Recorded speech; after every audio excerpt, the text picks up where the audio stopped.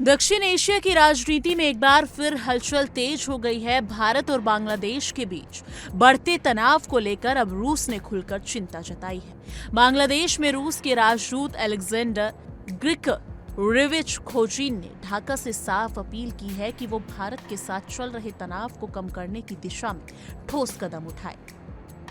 रूसी राजदूत का कहना है कि भारत बांग्लादेश के बीच तनाव केवल दो देशों तक सीमित नहीं है, बल्कि इसका असर पूरे दक्षिण एशिया की स्थिरता और सुरक्षा पर पड़ता है। यही वजह है कि रूस इस पूरे घटनाक्रम पर करीबी से नजर बनाए हुए है।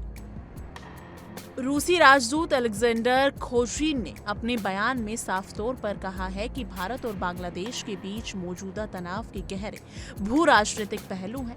अगर इस तनाव का समय रहते समाधान नहीं निकाला गया तो इसके नकारात्मक परिणाम क्षेत्रीय स्तर पर सामने आ सकते हैं। उन्होंने जोर देकर कहा कि दक्षिण एशिया पहले ही कई तरह की चुनौतियों से जूझ रहा है और ऐसे में दो पड़ोसी देशों के बीच बढ़ता तनाव स्थिति को और जटिल बना सकता है।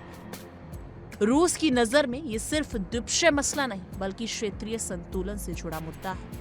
अपने बयान में रूसी राजदूत ने एक अहम बात कही कि पड़ोसी देशों को बदला नहीं जा सकता। उन्होंने कहा कि भौगोलिक हकीकत यही है कि भारत और बांग्लादेश हमेशा पड़ोसी रहेंगे, इसलिए आपसी मतभेदों और तनावों का समाधान केवल बातचीत और कूटनीति के जरिए ही निकाला जा सकता है। खोजिन ने यह भी कहा कि दोनों देशों के साथ साथ अन्य संबंधित पक्ष भी इस बात की कोशिश कर रहे हैं कि तनाव को जल्द से जल्द कम करने के लिए संतुलित और व्यवहारिक रास्ता निकाला जाए। उनका मानना है कि संवाद ही एकमात्र ऐसा माध्यम है जिससे हालात को बिगड़ने से रोका जा सके। रूस यूक्रेन संघर्ष का उदाहरण देते हुए रूसी राजदूत ने कहा कि यूक्रेन के साथ चल रहा तनाव युद्ध खुद के लिए एक बड़ी चिंता का विषय बन रहा है।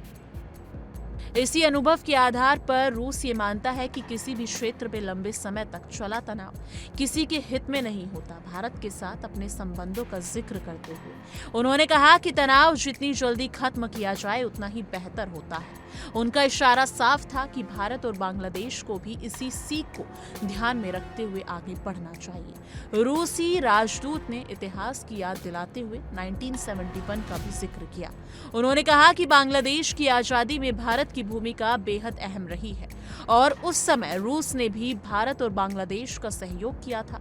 खोजिन के मुताबिक 1971 में भारत बांग्लादेश और रूस के कंधों से कंधा मिलाकर काम किया था और उसी सहयोग ने एक नए राष्ट्र के जन्म का रास्ता साफ किया।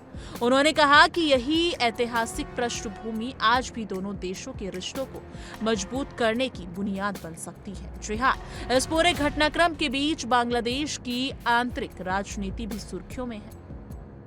बांग्लादेश की अंतरिम सरकार के मुख्य सलाहकार प्रोफेसर मोहम्मद यूनुस ने एक बार फिर साफ कर दिया है कि देश में आम चुनाव तय समय पर ही होंगे।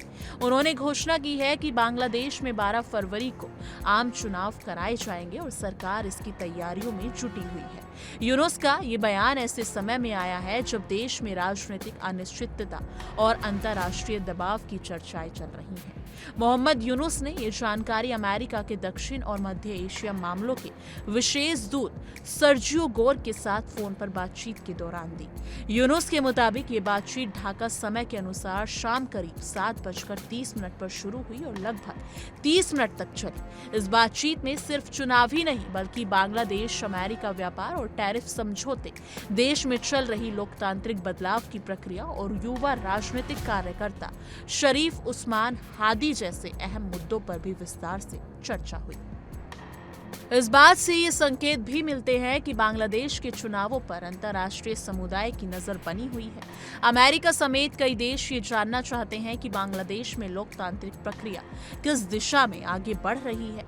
ऐसे में भारत बांग्लादेश संबंधों में तनाव और रूस की चिंता दोनों ही पहलू एक दूसरे से जुड़े नजर आते हैं। क्षेत्रीय स्थिरता के लिए ये जरूरी माना जा रहा है कि बांग्लादेश अपने आंतरिक राजनीतिक बदलावों के साथ साथ पड़ोसी देशों के साथ रिश्तों को भी संतुलित रखे। यानी कि कुल मिलाकर भारत बांग्लादेश तनाव पर रूस की चिंता ये दिखाती है कि दक्षिण एशिया की राजनीति अब केवल क्षेत्रीय नहीं रही बल्कि वैश्विक शक्ति भी इसे गंभीरता से देख रही है। रूस का संदेश साफ है, तनाव बढ़ाने से किसी का फायदा नहीं होगा और बातचीत ही एकमात्र रास्ता है। आने वाले समय में ये देखना अहम होगा कि ढाका और नई दिल्ली इस अपील को किस तरह से लेते हैं और क्या दोनों देश आपसी संवाद के जरिए तनाव कम करने की दिशा में आगे बढ़ते हैं या फिर नहीं। लेकिन इस मुद्दे को आप क्या कुछ सोचते हैं? कमेंट सेक्शन में अपनी राय जरूर साझा कीजिएगा।